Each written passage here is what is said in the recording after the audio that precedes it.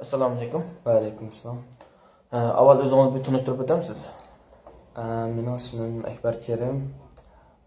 O'zim Qashqar shahridan, uyim Olmaliq tarafda. Siz chet elga chiqqanli qanchalik bo'ldi? Men chet elga chiqqanli 3 yil bo'lay dedi. Men tunji qatim Misrga chiqqan. Misr o'qig'ili 2016-yilda 2-oy chiqqan. 2016dan 2017 6-oy qadar Misr turdim. Vatandan azarda o'qiymiz degan bilan chiqqan. 2017ga qadar uydagilar bilan aloqa bor. Yaxshi aloqa turatgan edim. 2017-yil 6-oyda men Turkiyaga kelib keldim. 7-oyning 5-i 2017 7-oyning 5-i Misrda Xitoy tajovuzchilarining Uyg'urlarga qarshi tutqun nimasi bilan u yerda qochgan nim bo'ldi.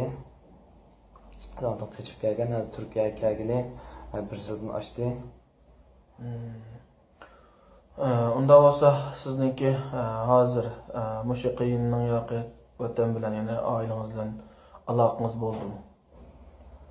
Men oxir qatim o'zimlarga aloqalashgan vaqtim 2017da 4-oyning o'rtalarida bir aloqalashgan, boshqalar aloqalashmagan. U chog'da opam bilan aloqalashgan, opam dadamni ichib ketgani 14-15 kun bo'ldi degan. Shu dadamni lagerga ichib ketgan tunji kuni, shu 4-oyning 1-kuni hozir qadar hech xabar yo'q. Mana bu dadam ismi Akbar Kerim Imet. 4-oyning 1-dan hozir qadar hech bir xabar yo'q, xabar ololmadim. Qanchalik bo'ldi hozir lagerda yetayotgani? Lagerda yetayotgani 2 yilga yaqin bo'ladi. Hech bir xabar yo'q. Nima sababdan kirib oldi bu lagerga? Sababi men chet elga chiqarganlik uchun, meni o'qitganlik uchun, shu sababli. Undan boshqa urug' tuqqanlaringiz bormi? Urug' tuqqanlarim bor. Men 4 bir qarindosh, cho'ngman, qolgan 3 ukallarim bor.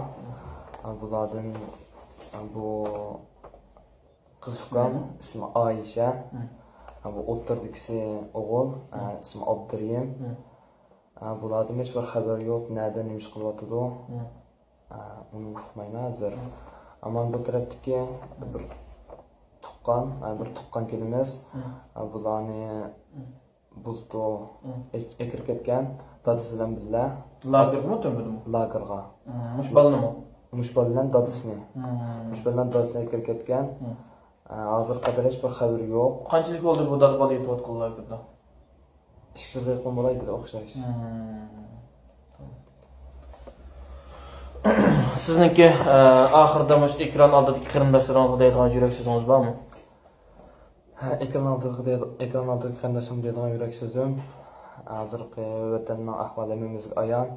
Hammamizning ota-onasi, qarindosh, urug' tuqqanlarimiz, ota-onalarimiz hammamizning vatan turmada, lagerda bo'lishi mumkin. Hech qachon xabar ololmadimiz.